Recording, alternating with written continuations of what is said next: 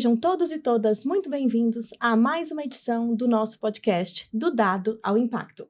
Eu sou a Aline Fonseca, fundadora da Waste Data e da Negócio Circular, e hoje nós estamos aqui para mais um papo muito legal, muito propositivo e que vai abordar novamente a temática de dados e dados que geram impacto. Estou aqui com uma pessoa super especial que vai se apresentar daqui a pouquinho, uma mulher empreendedora, doutora, que vai contar muito da sua trajetória e muito do que ela está fazendo recentemente. E vou me apresentar, vou fazer a minha apresentação social. Eu sou uma mulher, estou com os cabelos loiros, sou branca, estou vestida com uma camiseta preta, com um blazerzinho azul, estou de calça jeans e de tênis branco. E agora eu vou pedir para se apresentar para a gente, contar um pouquinho da sua trajetória, fazer a sua apresentação social, a querida doutora Grazi Carvalho, que eu tive a oportunidade de conhecer no Women Tech. Grazi, por favor, a fala é sua. Aline, em primeiro lugar, agradecer o convite para poder participar desse podcast, né, que fala de dados ao impacto, que é um tema, assim, que eu gosto demais. Mas antes de eu me apresentar, deixa eu fazer minha descrição social. Eu sou uma mulher parda, de cabelos negros, anelados e curtos. Estou vestida aqui com uma blusa creme, um blazer marrom, calça jeans e um sapato social marrom também. Bom, eu comecei... Como é que nós vamos fazer? Você já quer que eu comece? Como você quiser. Conta um pouquinho da sua trajetória até aqui, tanto acadêmica como mulher. O que você achar que é legal a gente saber sobre você. Tá. Eu fiz graduação em geografia, mestrado e doutorado. Eu sempre fui muito apaixonada pela cidade, eu sempre achei muito desafiador entender como que uma cidade funciona e toda a complexidade que envolve, né, as questões sociais, econômicas, ambientais, políticas, culturais e tudo isso, todo esse mix de variáveis, digamos assim, né? Sempre me chamou muito a atenção de como que isso tudo se relacionava no território, porque a geografia, ela trabalha com o território, né? A geografia, ela é uma ciência que trabalha a relação do homem no território. E o homem em toda a sua complexidade social, econômica, cultural, ambiental. Então, isso sempre me chamou muita atenção. Então, eu fiz graduação, mestrado, doutorado nessa área e me especializei na análise de dados geográficos para o planejamento de cidades. Que legal. Então, desde a graduação, o mestrado e o doutorado, eu fui trabalhando com análise de dados. Então, em 2015, eu formei o meu doutorado. E em 2015 eu já trabalhava com inteligência artificial aplicada a dados geográficos. Então, eu já trabalhava com machine learning, cadeia de Markov, metodologias de análise de dados para fazer simulações de cenários futuros, para a gente conseguir simular, né? E se a cidade crescer para cá? E se a cidade crescer para lá? Se a gente mudar o zoneamento? Se a gente mudar alguma legislação, a mobilidade? Se mudar a mão? Se fizer uma nova obra na cidade, vai resolver a questão do trânsito? Então, em vez de fazer e gastar milhões, né, e de tempo também, de transtorno para o cidadão, então a gente conseguia simular em ambiente computacional todas essas questões para ver se ia dar certo ou não. Então, isso foi o doutorado, né? Então, assim, eu trabalho com dados há muitos anos. Que legal, Grazi, que legal. E entrando assim, aprofundando então, já pensando, né, em questionamentos relacionados à sua área de atuação, você trabalha especificamente com dados relacionados aos municípios, né? Uhum. Hoje a gente ouve falar muito sobre dados. Mas qual que é a diferença entre ter dados disponíveis e realmente fazer gestão pública orientada por dados?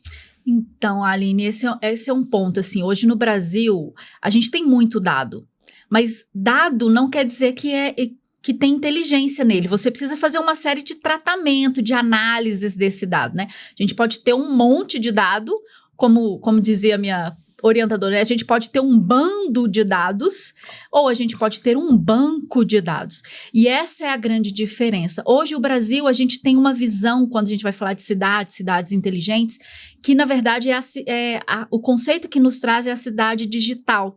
Fala que cidade inteligente é você ter Wi-Fi na praça, é ter lâmpada de LED, é ter semáforo, semáforo verde, é você ter sensores, né, coletando dados em todos os lugares nas cidades. E aí só que isso não é cidade inteligente, isso é cidade digital. Você ter uma série de ferramentas que estão coletando os dados, mas se esses dados não são trabalhados para melhorar a qualidade de vida das pessoas e melhorar as políticas públicas, você não tem inteligência. Você só tem dado. E dado sozinho não faz nada. Sim. Dado não muda a vida. Dado não gera impacto se ele não for trabalhado, né? Então, hoje, qual que é a grande diferença que a gente tem? A gente tem um monte de cidade coletando dados, mas quase nenhuma está sabendo como trabalhar esse dado para gerar impacto. Então, a gente tem hoje 2 grandes cenários. Ou você tem cidades muito pequenas que não tem dado nenhum, ou você tem cidades muito grandes que têm muitos dados, como São Paulo, Belo Horizonte, assim, que coleta teras e teras de dado todos os dias, mas o desafio deles e aí, o que eu faço com esse dado? Como que eu gero política pública disso? Como que eu melhoro a saúde, a educação, o transporte?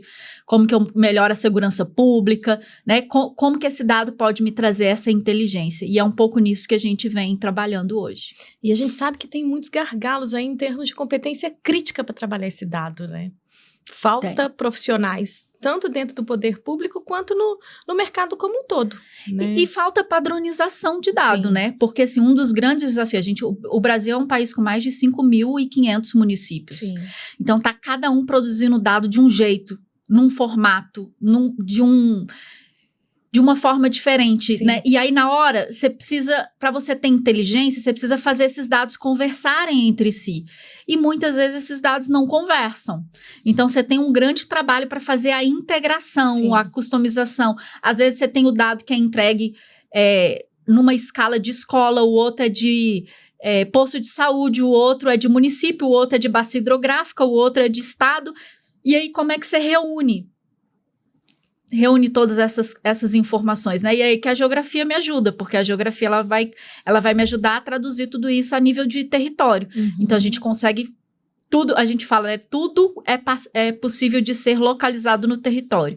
Então, se aquela informação ela não tem nenhuma informação que dá para eu fazer uma integração com outro dado, a localização geográfica me ajuda a fazer isso. Entendi. Eu sei que ele está em um município, eu sei que ele está em um bairro, eu sei que ele está numa escola e essa escola tem um endereço, então eu consigo saber a relação territorial espacial dessa variável com outras. Então, essa é a grande vantagem, assim, de lá atrás eu ter escolhido fazer geografia e me especializado nessa análise de dados geográfica. Hoje eu consigo trabalhar com qualquer dado, seja tabela, seja mapa, né? Então, a gente consegue trabalhar, seja um dado territorializável ou não.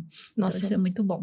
Muito legal isso. E assim, dentro da Waste Data, a gente trabalha especialmente com dados ambientais, né?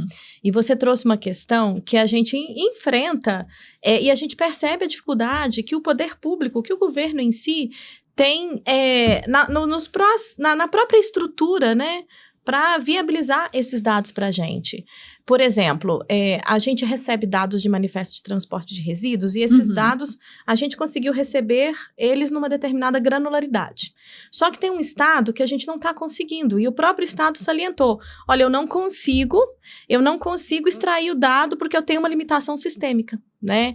E aí a gente percebe como que é importante também, por mais que a gente já tenha avançado muito nessa política de dados abertos no Brasil, temos até um decreto com relação a isso, a gente ainda precisa avançar em uma estrutura única, né? Sim. E para isso existe um grande caminho pela frente, né, Grazi? Existe, mas o Brasil já tem trabalhado muito nisso, sabe? Assim, uma das coisas que eu percebi em ter que trabalhar com política pública é que eu ia ter que começar a acompanhar os órgãos governamentais e as legislações, né? Porque tudo você tem uma regra. Quando você vai trabalhar com política pública, tudo tem uma regra, tudo tem uma lei que fala o que você pode, o que você não pode fazer.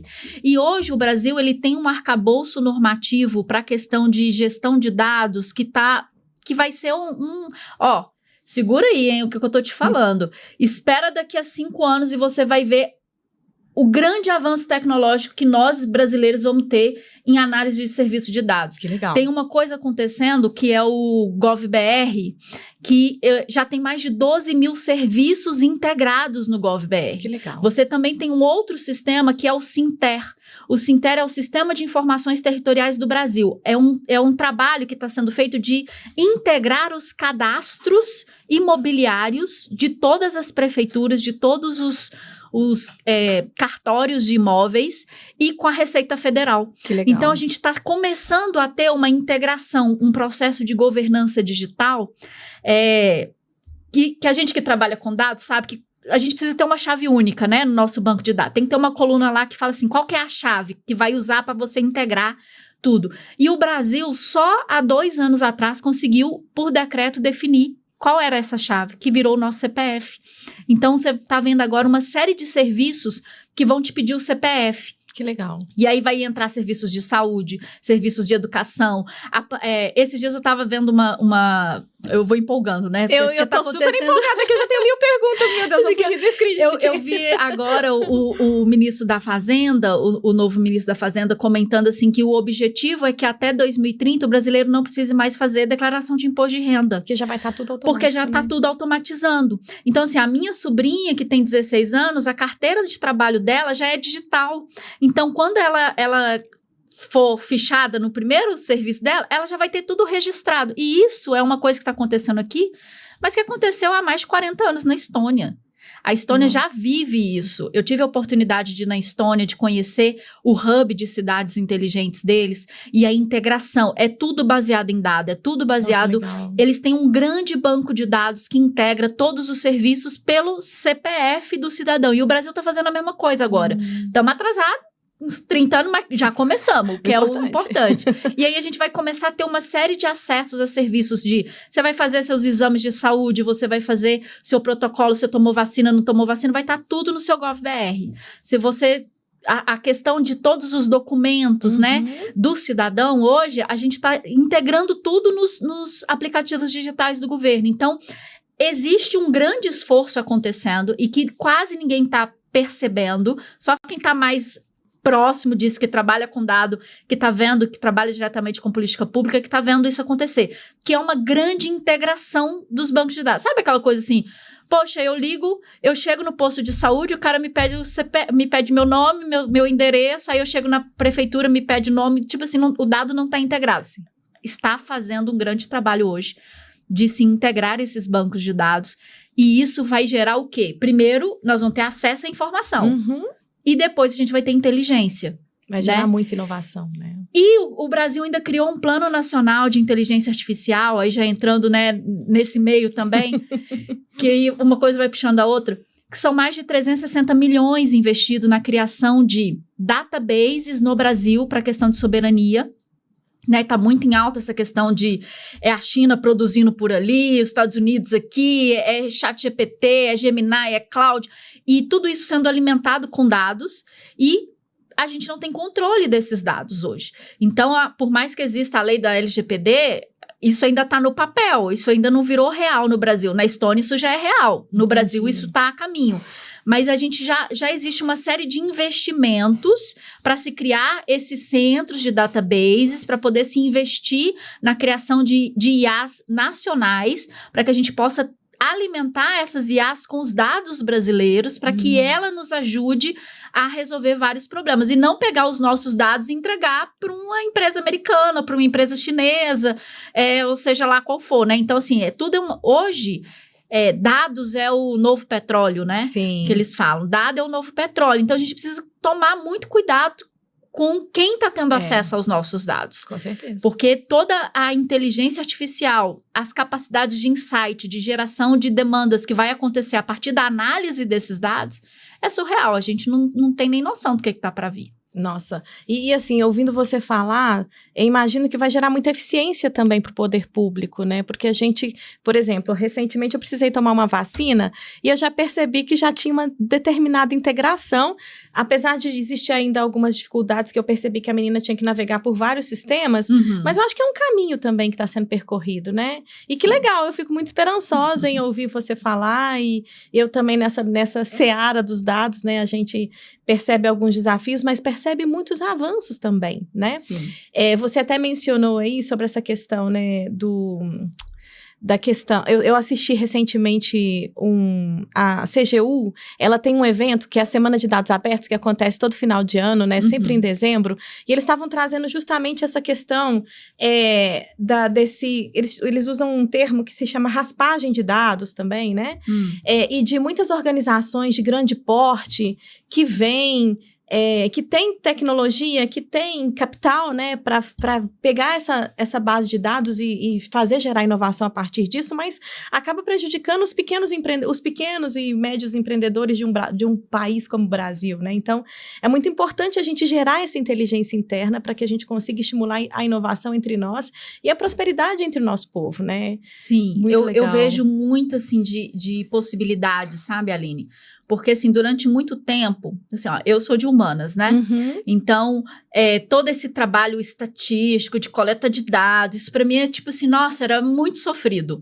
Então, o que eu vejo? Hoje, você tem várias empresas que já estão trabalhando esse processo, que é o processo de coleta de dado, tratamento do dado e disponibilização do dado. O que falta no mercado hoje? Falta a pessoa que vai analisar o dado. Sim. Né, que tem a capacidade crítica de olhar para aquele dado e não ver só números, ver insights, ver políticas públicas, ver caminhos para resolver problemas. E isso não é natural das pessoas. Não. As pessoas não nascem sabendo isso. Vai ter que fazer um curso, uma faculdade, disciplinas ali para destravar essa visão. Mas eu vejo grandes possibilidades, porque com as novas tecnologias, a gente tem hoje muito dado, e hoje o mercado ele é mais pautado em busca, sobretudo na gestão pública, voltada a políticas públicas, né? Seja de resíduo, habitação. Aí você escolhe, né? Qual é o problema que você quer resolver. Meio ambiente, habitação, mobilidade, segurança pública, a questão de povos tradicionais, quilombolas, indígenas, tipo assim, economia, desenvolvimento econômico, enfim, você vai para onde você quiser. Ter pessoas que conseguem olhar para aquilo e entender o que o dado está te trazendo, mas entender também o que é a política pública e os caminhos que ela te traz. Isso aqui você vai resolver com uma PPP, isso aqui você vai resolver com um pregão, uma licitação comum, isso aqui já cabe uma inexigibilidade, isso aqui já cabe um CPSI, que é um contrato público de inovação, de solução inovadora. Então, assim, você tem vários caminhos possíveis para poder resolver os problemas. E hoje o grande desafio é alguém que consiga falar assim, segue esse caminho, faz isso aqui, esse é o caminho mais eficiente, é de você conseguir fazer essa leitura normativa de o que a lei está falando que você pode fazer, de análise de dados, o que o dado está te falando, onde que você está, a lei está te falando onde que você tem que chegar e o dado está te falando onde você está. Então, você tem que fazer uma, tipo assim, tipo aplicativo, né, de mobilidade. Onde que eu tô, para onde que eu vou, e aí você já tem o norte, você sabe onde que você tá ali no dado, você sabe onde que você tem que chegar pela legislação, porque ela estipula lá as diretrizes, e aí você tem que sair daqui e chegar aqui. Sim. Aí o desafio é alguém que consiga falar o caminho, traçar a rota.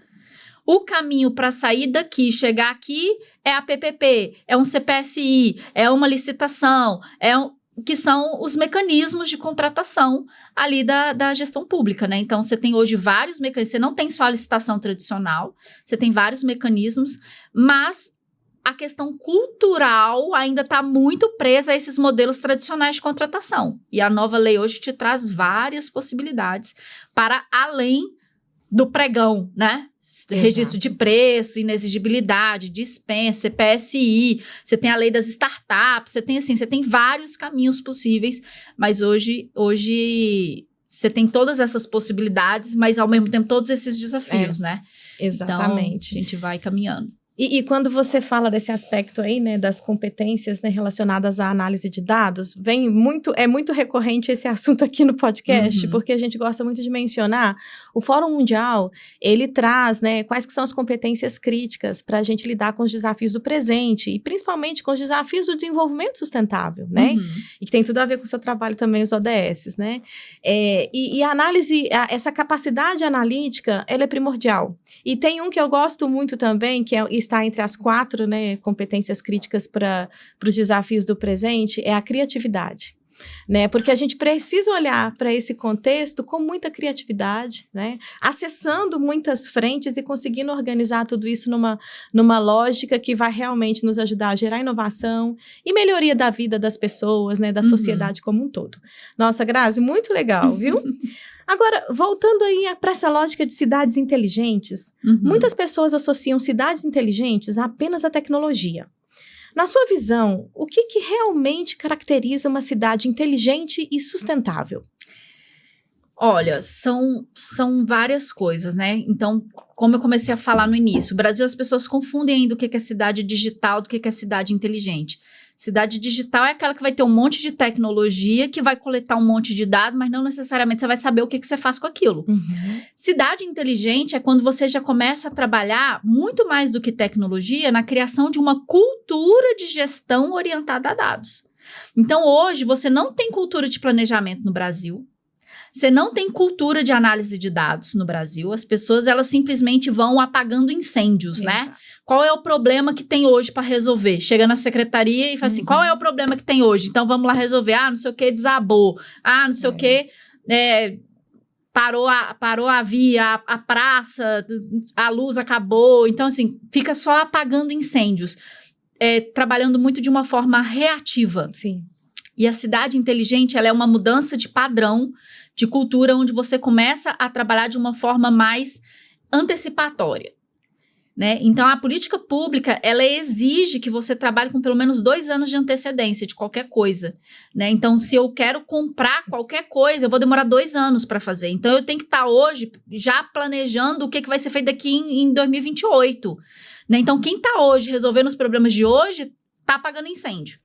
Então, esse primeiro ponto, a gente precisa entender que tecnologia, ela não é fim, ela é meio, né? E aí você tem várias ferramentas que vão te ajudar a coletar os dados, mas não adianta nada você investir nas tecnologias se você não trabalhar internamente a capacitação das pessoas para lidar com aquela tecnologia, para lidar com aqueles dados. Então, a gente precisa ter esse ponto de a gente precisa dos dados, mas a gente precisa capacitar as pessoas para trabalhar com os dados. Sim. E a gente precisa capacitar essas pessoas para trabalhar com o processo da administração pública. Então, quando eu penso em cidade inteligente, eu penso muito mais num processo de governança do que em tecnologia. Eu penso muito mais no alinhamento dos instrumentos de planejamento, com os projetos, com a captação de recurso, com o monitoramento desses indicadores para ver se o dinheiro aplicado está realmente impactando os indicadores, se os indicadores estão melhorando, se o orçamento está sendo bem aplicado, se as pessoas estão sabendo fazer o processo, do que se tem Wi-Fi na praça ou não. Sim. Entendeu? Então, para mim, e não só para mim, né? Mas a legislação brasileira, ela traz esses conceitos de eficiência, de eficácia na administração pública. E não só botar tecnologia. E hoje se vendeu no Brasil essa visão de bota Wi-Fi na praça, que sua cidade é cidade inteligente. Bota lâmpada de LED, né? Bota semáforo verde e os semáforos, bota câmera em todos os lugares, que a sua cidade é inteligente. E aí as cidades estão coletando um monte de dado, e às vezes elas não estão nem armazenando esse dado. Nossa, que risco. Perdendo. E às vezes ela está lá armazenando, mas ela não sabe o que fazer com aquilo. As grandes cidades hoje, elas passam por esse desafio. A gente tem trocentos dados. Teras e teras todos os dias. O que a gente faz com isso? Vamos só ficar armazenando? Né? O próprio setor público vai ter muita dificuldade de que essa inovação parta dele mesmo, né? O setor público, ele é um pouco mais lento, né? Então, assim, e no Brasil, a gente parte muito de estudos de benchmark. A gente sempre busca qual o lugar no planeta Terra que já deu certo para vir tentar fazer aqui, né? Então, a gente não é um país muito inovador. A gente é muito um país de atender demandas. Lá naquele gráfico da curvinha dos inovadores, eu falo que o Brasil tá lá na rasteirinha, assim, porque ele só vai fazer depois que todo mundo já fez, que já viu que deu certo, vai importar a tecnologia. Então, hoje a gente está nesse grande desafio e aí eu vou conectando várias coisas, né? Das terras raras, Sim. Né? Então, assim, vamos criar tecnologia aqui para beneficiar aqui, para a gente poder desenvolver a indústria aqui. Ou vamos repetir o que aconteceu com o ciclo do minério de ferro. Vai exportar tudo para depois comprar, vai exportar o minério in natura para depois importar a barra de aço. Entendeu? E pagar 3 vezes mais caro, sendo que poderia ter desenvolvido aqui. Exatamente. Então, assim, são decisões, né? E você vê no Congresso Nacional essas disputas. Tem gente que quer criar, que está focado na soberania nacional, que quer desenvolver a indústria aqui, que quer usar isso como uma oportunidade de desenvolvimento, e tem gente tem deputado que quer assim, não, dá tudo para os Estados Unidos e vambora. Porque a gente tem aquela coisa, né? Brasil e China, as maiores reservas naturais do mundo. E a China já falou, a minha reserva é minha, eu vou usar para mercado interno. Então, só tem o Brasil para poder abastecer essa galera. E aí, o que nós vamos fazer? Nós vamos fazer igual a China, que hoje é uma potência, e vai lá assim, não, eu vou usar isso aqui para o nosso desenvolvimento interno, ou nós vamos triturar tudo e vender decisões que precisam ser tomadas e que vão impactar vidas, porque política pública é isso, né? Exatamente. Tem até um poema do Carlos Drummond de Andrade que fala muito das riquezas que são tiradas do Brasil para construir outros continentes, sabe? Sim. E é tão importante a gente trazer isso para a nossa população, nessa reflexão que a gente não tem que entregar, né, as nossas riquezas. Já entregamos, né? E aí, a gente está num momento muito polemizado, né? Então, muito complexo e muito triste ver tudo isso. Grazi, com relação à questão dos prefeitos, né? Eles normalmente afirmam que faltam recursos para executar seus projetos. Como que o alinhamento entre planos, indicadores e projetos pode aumentar a capacidade de captação de recurso dos municípios? Então, os prefeitos sempre falam que eles estão sem dinheiro, mas na verdade o dinheiro, ele é a última fase de um processo. Então, sempre que o município está sem recurso é porque ele não está cumprindo as etapas anteriores. Então, existe um caminho para captar o recurso, né? E o caminho, ele passa por esse alinhamento dos instrumentos de planejamento, os projetos, o monitoramento das políticas públicas, e aí, então, vem o recurso. Porque como que funciona no Brasil? No Brasil, você fala assim, eu quero pegar dinheiro emprestado em algum lugar para fazer ciclovia. Mas para você fazer ciclovia, você tem que ter o plano de mobilidade na sua cidade aprovado, e no plano de mobilidade tem que estar lá falando que a diretriz foi definido coletivamente, fez audiência pública, a população pediu que queremos ciclovia. Então, no plano tem que estar escrito lá que quer a ciclovia, por exemplo, né?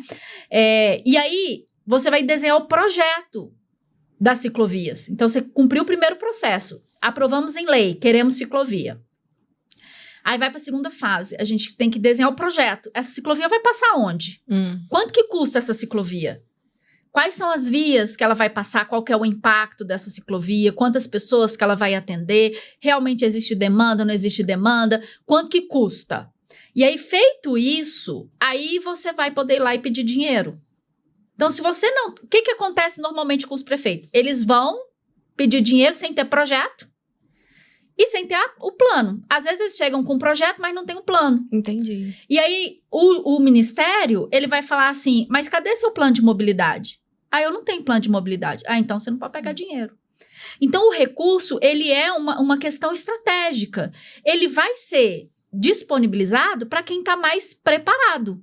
Porque o dinheiro público não é um dinheiro que, porque é público, você pode fazer qualquer coisa. Você tem que ter uma responsabilidade sobre esse recurso. Então, o gestor, o dono do dinheiro, seja o ministério, seja a fonte privada, ela vai olhar e vai falar assim, por que eu vou te dar esse dinheiro? Por que eu vou dar para você e não vou dar para essa outra pessoa aqui? Você não tem plano, você não tem projeto e o outro tem plano, tem projeto. Eu vou entregar para quem está mais organizado, mais estruturado. Então, é essa visão, porque durante muito tempo a gestão pública ela foi uma coisa meio desorganizada, sem muita transparência. E agora não, principalmente com o advento da governança digital, tá tudo documentado, você sabe para onde que vai o dinheiro. Então, você tá vendo aí até as discussões da emenda PIX, que a emenda sai do gabinete do deputado para a conta do prefeito, você não tem rastreabilidade. Então, está sendo discutido, tipo assim, quem me garante que esse dinheiro está realmente sendo usado para o que foi falado, se eu não consigo rastrear esse dinheiro? Então, hoje, o que os gestores eles precisam entender é que a forma de captar recurso mudou. Não é mais só porque eu conheço o deputado numa negociação política que eu vou conseguir o dinheiro. Não é só porque eu conheço o ministro, porque é da minha cidade e tarará, que eu vou conseguir o dinheiro. Não, isso acabou. Não é mais assim. Que ótimo, né? Que bom! A forma de se fazer política está mudando, a gente está tendo uma profissionalização. Sim. Só que quem não se profissionaliza passa apertado. Agora, eu tenho medo de retrocessos, né? Dependendo do governo que possa assumir aí. Eu tenho um pouco de medo disso, assim. Como assim? De desorganização. Você acha que um governo ou outro pode ter essa diretiva de dado, de transparência, ela tem que ser seguida, porque... a menos que vote no Congresso para mudar. E aí a gente tem que estar sempre acompanhando, porque o nosso Congresso é meio louco, né? Assim, exatamente. Ele é meio assim, de veneta. Tem hora que ele tá ali para ajudar, tem hora que ele tá ali para interesses próprios. Então a gente tem que monitorar, acompanhar. A população ela tem que estar sempre acompanhando o que o Congresso está fazendo. Eu sempre sugiro para as pessoas não seguir só os deputados que você gosta, seguir da oposição também, para você conseguir ver o que está acontecendo nas diferentes bolhas, né? Porque senão fica muito fácil. Se você só escuta aquilo que te agrada, você acaba sendo levado, né? E você perde a capacidade de diálogo. Então, a gente tem que sempre acompanhar situação, oposição, para ver o que eles estão trazendo. E a gente tem que monitorar esse processo, assim. Mas hoje o Ministério, o MGI, né, que é o Ministério de Gestão e Inovação, o Ministério de Ciência e Tecnologia, eles estão fazendo um trabalho, assim, a Esther, que é a ministra, está fazendo um trabalho, assim, sensacional, sabe? De criar base. Mas é aquilo, demora-se muito tempo para construir, para alguém chegar lá e falar assim, não quero mais, porque isso aqui vai trazer transparência, vai promover o desenvolvimento e eu não quero isso, e aí a gente tem que estar acompanhando sempre. Eu lembro de ter visto uma matéria numa dessas revistas brasileiras falando que o Trump fez isso, né? Ele tirou algumas bases de dados do ar na época que ele entrou. Isso acaba comprometendo a informação. Depois eu não acompanhei o que aconteceu, mas eu acho que a postura de um governante, ela pode influenciar. Não, a postura, sim, mas a gente tem que lembrar que no Brasil a gente trabalha com 3 poderes, né? É o executivo, legislativo e judiciário. Então, e um fica ali monitorando e fiscalizando o outro, né? Agora, a gente tem que tomar realmente cuidado, porque se você coloca tudo... Essa é a vantagem de você viver numa democracia. Você precisa ter situação e oposição independente de quem é o governo, porque um fica monitorando e fiscalizando o outro, entendeu? E aí, então, se você pega um presidente, coloca mais de 50% dos deputados daquele mesmo partido e do Senado também, aí você tem uma ditadura, porque o que o cara decidir, todo mundo vai aprovar. Então, a gente tem que pensar muito bem nessa diversidade. Né? A gente precisa de um Congresso diverso, a gente precisa de um Senado diverso. Não pode dar 50% para nenhum dos lados, entendeu? Você tem que ter ali... Para ter equilíbrio, né? Para ter equilíbrio, para a democracia conseguir seguir, entendeu? Exatamente. Mas sim, assim, a política pública é algo que você vai construindo. Igual, a gente está passando por um processo agora, no governo, que é o projeto Brasil 2050. O Brasil ficou durante muitos anos sem ter um planejamento de longo prazo. Simplesmente vinha um presidente, fazia o que queria e você não tinha uma visão de nação. Para onde que nós estamos indo, né? O último grande projeto que a gente teve foi de Juscelino Kubitschek, Brasília, 50 anos em 5. Aí depois a gente teve uma tentativa do Jânio Quadros fazer alguma coisa, mas veio a ditadura e aí não deu essa sequência. Então a gente ficou durante muito tempo sem uma visão estratégica. Então quando a Comissão Brasileira foi à China pedir dinheiro, E aí, China, vem investir no Brasil? Eles falaram assim, mas qual é o planejamento de vocês para o Brasil?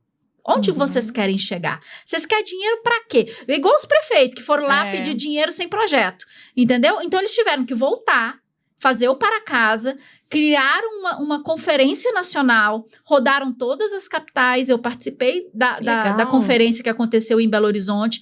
Na época, a ministra era a Simone Tebet, né, que ela agora saiu para poder concorrer às eleições para São Paulo, mas ela estava à frente do projeto Brasil 2050. Hoje você tem técnicos lá dentro do Ministério de Planejamento dando sequência nesse processo, criando grandes eixos estruturantes para o desenvolvimento do Brasil. Então, com esse projeto, eles voltaram na China, agora nós temos um projeto, e aí conseguiram captar recurso, mas é assim, ninguém vai dar dinheiro para quem não sabe o que vai fazer com ele. O dinheiro não tá aí para ser queimado, né? Exatamente. Então, se você vai na China, se você vai nos Estados Unidos, se você vai na Europa pedir dinheiro, eles vão falar assim, cadê o projeto? O que vocês querem fazer com esse dinheiro? Tem que ter planejamento, E né? como que nós vamos monitorar o impacto desse dinheiro? E aí entra uma coisa que a gente volta para o tema aqui do podcast, que é dados. Sim. Como é que eu sei que esse dinheiro que eu tô te dando tá gerando um impacto? Você tem indicador? Você está monitorando os dados? Porque agora é tudo isso. Hoje o Tribunal de Contas está exigindo dados. O Ministério Público exige dados. Então, se você vai pegar dinheiro, seja em fonte pública ou privada, você tem que estar vinculado isso a algum tipo de indicador, né? E aí, no caso dos municípios, esse indicador normalmente vem vinculado aos Objetivos do Desenvolvimento Sustentável, que já tem os indicadores propostos, né? Então, você tem ali já toda uma estrutura que já foi criada, que agora a pessoa ela só tem que entrar. E se ela entrar, ela vai conseguir pegar o dinheiro. Se ela não entrar, ela não vai conseguir.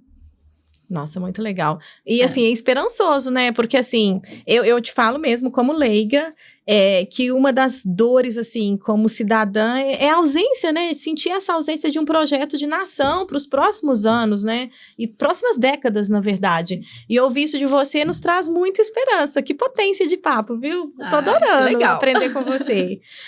E como que você enxerga, agora entrando no aspecto de inteligência artificial, né?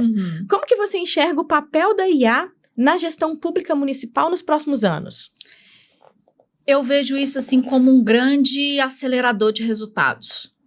Porque hoje você tem... Vamos lá, só para você entender, né? Hoje, para você trabalhar com uma IA, você precisa ter dados.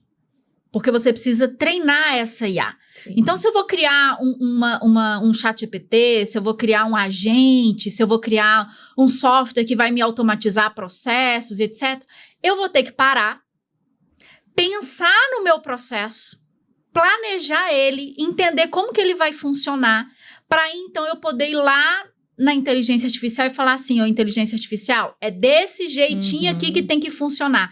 Então, vai primeiro, para colocar inteligência artificial, nós vamos ter que mapear processo, que é uma coisa que 94% das prefeituras não tem. Nossa. Porque eu tô falando aqui das prefeituras com menos de 100 mil habitantes.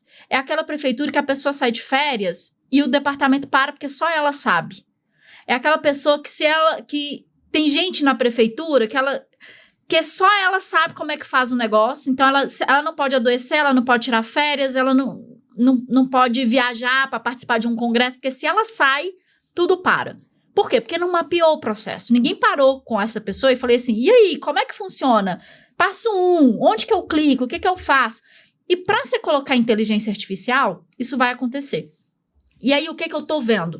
Eu tô vendo várias empresas que têm dores com o governo, pegar alguns destes processos, mapear e criar inteligências artificiais para resolver e agora está vendendo para o governo. Então, eu conheço pessoal que, por exemplo, mapeou o processo de contratação de licitação. Porque a pessoa não sabe escrever. Porque você vai comprar um copo, você tem que fazer o DFD, o ETP, o TR. Você tem que criar uma série de documentos internos que, para você comprar um copo, você tem que preencher trocentos formulários. E isso demanda muito tempo.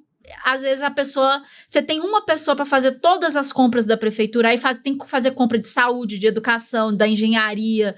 E a pessoa não tem conhecimento para detalhar aquilo ali. Mas com a inteligência artificial, isso vai começar a ganhar Celeridade. Então, um processo que demorava 9 meses para sair, vai começar a sair em 2, 3. Que legal. Né? Então, eu vejo assim que a gente vai começar... Aí a gente tem oportunidades para todos os lados. Você tem os empreendedores que vão poder treinar essas inteligências artificiais e vender para o governo. Você tem pessoas como, por exemplo, eu, que identifiquei que um gargalo era a ausência de dados. Eu fui lá e mapeei dados para o Brasil inteiro.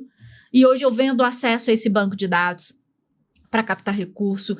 Ou a Waste que foi lá e identificou uma dor que é na área de economia circular e reciclagem, né, resíduos, e aí foi lá e mapeou esses dados e agora consegue... Então, hoje está todo mundo caçando essa facilidade de... Se eu tiver alguma solução, alguma ferramenta que me entrega a parte chata da coisa, que é o dado organizado, padronizado, normatizado, integrado, né, que já me entrega isso numa visualização fácil, que eu entenda, e eu já posso partir para a próxima fase, que é a da análise.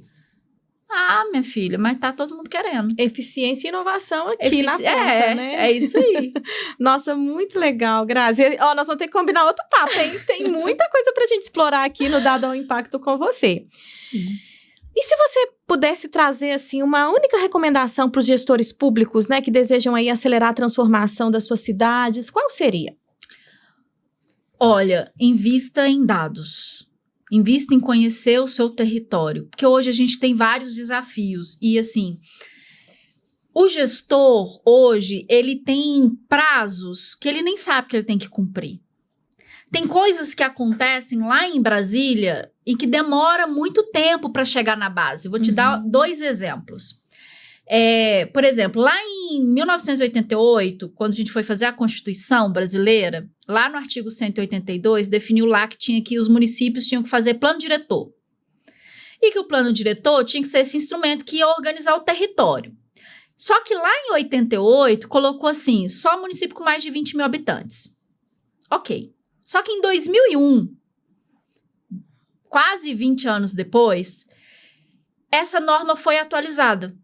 Falou assim, olha, é município com mais de 20 mil habitantes, mas também é município turístico, é também município que sofre com as mudanças climáticas, ou que sofre com alagamento, ou que tem desmoronamento, né? Então, a gente chega sempre período, agora, né, vai vir esse período finalzinho aí de setembro, a gente vai ver aí o super El Ninho, que já estão falando que vai chegar, que é pra gente tomar cuidado.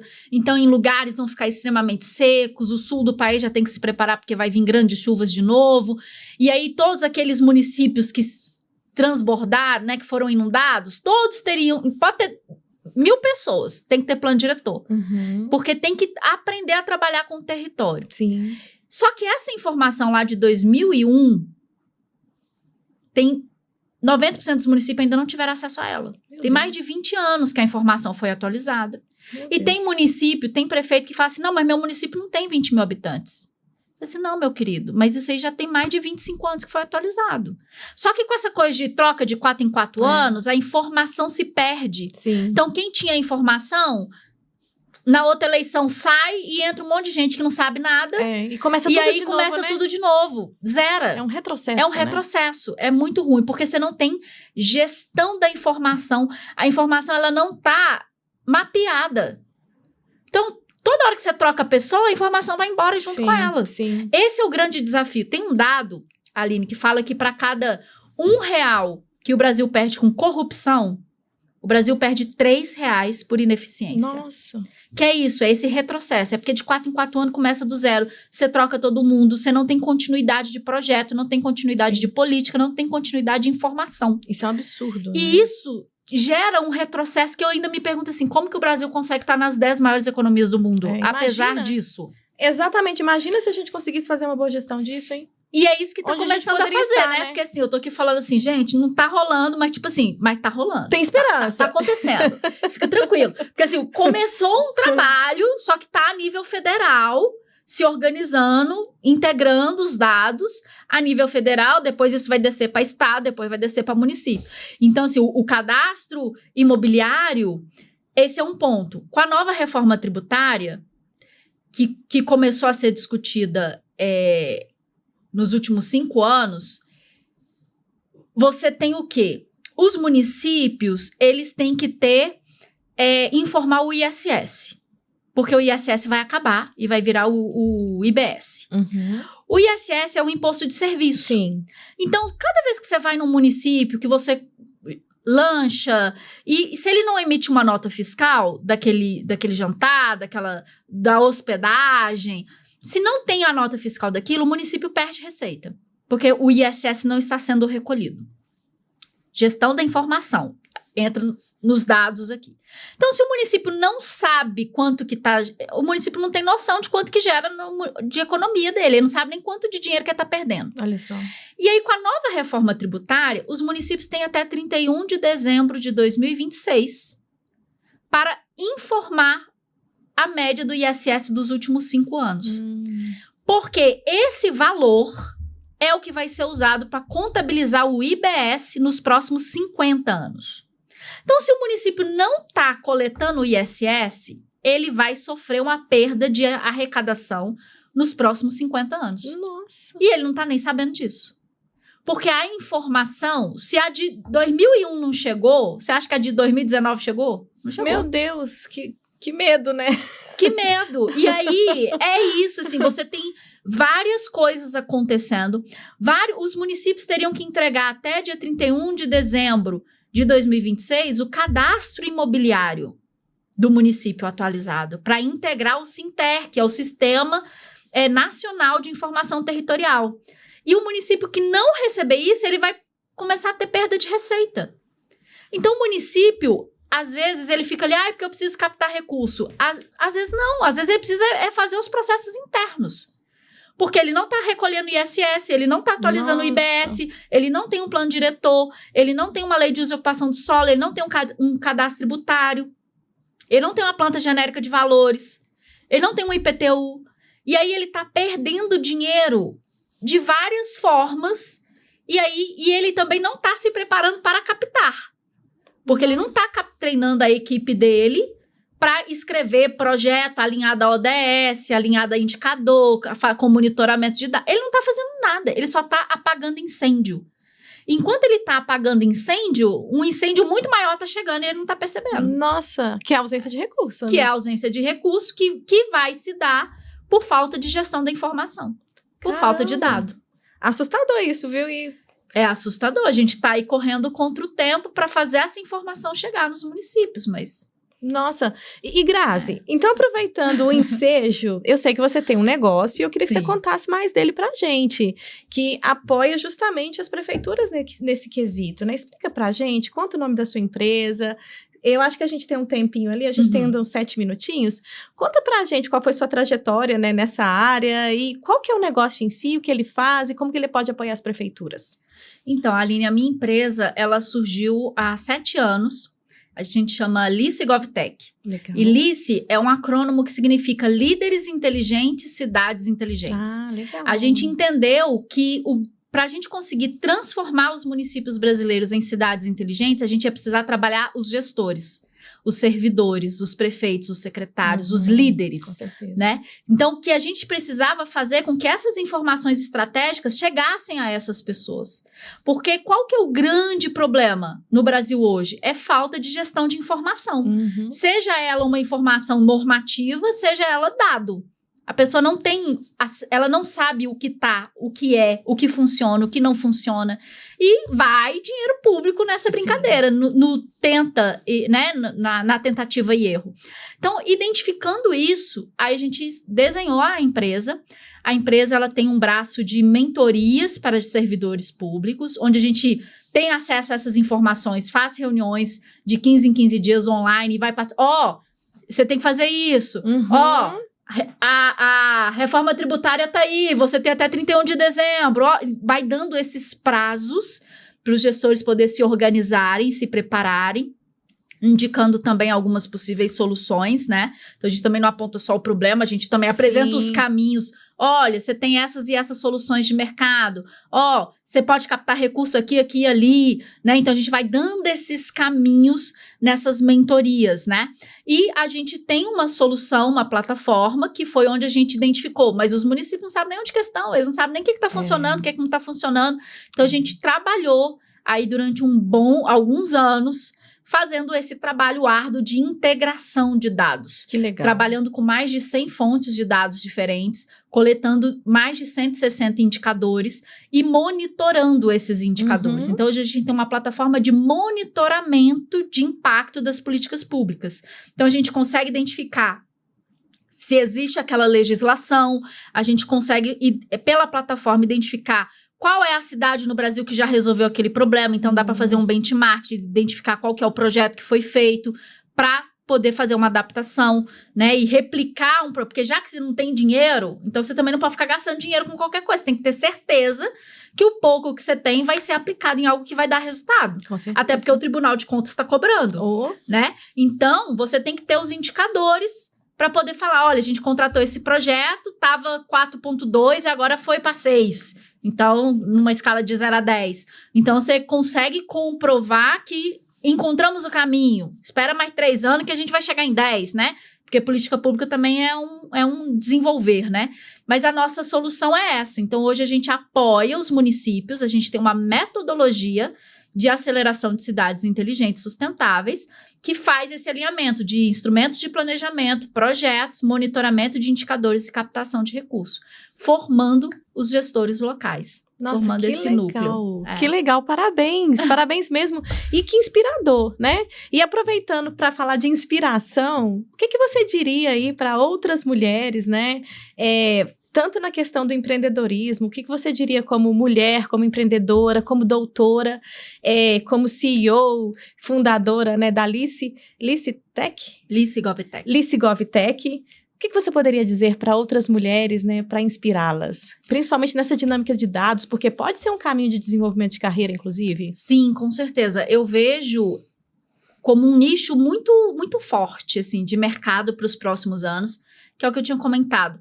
A gente vai ter a inteligência... O povo está com muito medo da inteligência artificial. Eu não tô com medo da inteligência artificial. Porque ela não faz nada sozinha. Ela precisa que alguém mapeie o processo e fale para ela o que é que tem que fazer. Sim. Então, e a gente tem tantos desafios no setor público, e a mulher, quando ela decide empreender, ela já vai... Ela não vai só para ganhar dinheiro, ela vai para gerar impacto. Eu percebo isso, assim, em conversar com as mulheres da Women Tech. Eu participei também do programa FINEP, Mulheres Inovadoras, né? Você recebeu uma premiação lá, né? Você conta isso pra gente. Então, aí a gente foi a única GovTech que participou no ano de 2025. Olha. Então, assim, o FINEP já tá no 7º ano, né, do programa. Já foram mais de 300 startups lideradas por mulheres que passaram no FINEP, que eu super recomendo, que é um programa assim, que super vale a pena. E acho que só 4 GovTechs nesses 7 anos, e a gente, uma delas. Então, assim, e a gente vê que é isso, assim, a gente precisa ocupar os espaços e ocupar os espaços estratégicos. Sim. Não é ocupar espaços operacionais. A gente precisa ocupar espaços estratégicos e a gente precisa trazer essa visão, e essa análise do dado, ela é sempre uma ferramenta muito positiva. E a mulher, ela tem um olhar mais sistêmico, sabe? Ela consegue olhar para o dado, mas pela própria vivência do cuidado, ela consegue olhar para o dado e falar assim... Mas isso aqui tá muito longe, mas isso aqui tá não sei o quê. A gente sempre consegue associar com o nosso avô, com a nossa tia, com o nosso sobrinho, com o nosso filho, que sempre tem alguma coisa na mulher, que ela tá sempre apoiando alguém, ajudando alguém, arrimo de família, que na hora que ela vai fazer as análises, ela sempre traz uma análise mais humanística. Sim. Entendeu? E aí eu acho que isso é o que tá faltando. Com e a gente certeza. precisa de mais mulheres ocupando os espaços, seja políticos, decisão, né? técnicos, à frente das empresas, das startups. Hoje tem muita possibilidade, muitos mecanismos de financiamento, de fomento para startups lideradas por mulheres. Então, assim, quando eu comecei não tinha nada disso. Imagino. Era muito mais desafiador. Hoje você tem programas de aceleração com foco em mulher, você tem linhas de fomento exclusivo para mulher, taxas reduzidas para mulher. Sim. Hoje você tem um monte de coisa assim que facilita. Então, se é dela, se ela acha que assim, acho que eu quero seguir esse caminho, eu acho que hoje está muito mais fácil, vale a pena. Nossa, legal demais. E que presente, viu? Que presente essa conexão aí do Homem Tech trouxe pra gente, né? Pra mim, pra gente da Waste Data. Nossa, sensacional esse papo. Eu só tenho a te agradecer pela sua disponibilidade de trazer todo esse conhecimento pra gente. E eu fico muito feliz, assim, sabe, da gente fazer essa troca e da gente ver uma mulher falar com tanta paixão sobre aquilo com que ela tá trabalhando. Grazi, eu deixo aqui o agradecimento, né, em nome de toda a Waste Data. E queria te pedir para deixar uma mensagem final para o nosso público, né? E para a gente se despedir. Olha, eu queria agradecer, Aline. Realmente foi um encontro maravilhoso, sim, esse que o Homem Tech. O Homem Tech, gente, é um programa de aceleração para mulheres que trabalham com tecnologia. Então, eu tô falando assim, é Sebrae. Então, tem vários caminhos e a gente vai encontrando essas mulheres pelo caminho e é muito gratificante você ver tantas pessoas que estão começando, quantas que já estão mais avançadas na jornada, mas sempre um carinho muito grande, né? Um dar as mãos e vamos junto e a gente vai conseguir no que eu puder te ajudar. Então, é sempre isso, né? Então, é sempre muito bom. E quando a gente vai falar de dado, que aí é o tema aqui, né? A gente tem que entender que o dado, ele não resolve nada. Exato. Ele sozinho não resolve nada. Ele sempre vai precisar de alguém que analise ele. Para gerar impacto. Para gerar impacto, né? Porque o nosso objetivo é a gestão orientada a dados, porque a gente sabe que o dado vai te trazer os caminhos, né? Os padrões, o que precisa ser mudado, onde que pode ser melhorado. Então, ele vai te trazer esses insights. E se você souber se abrir para os dados, ele te entrega ouro. Com certeza. Com certeza. Nossa, muitíssimo obrigada, querida. Obrigada mesmo. Aline. Obrigada. Pessoal, olha só, nós vamos ter que chamar a Grazi de novo, né? Porque com certeza tem muito conteúdo aqui pra gente aprender com ela. Muito obrigada, Grazi. Obrigada.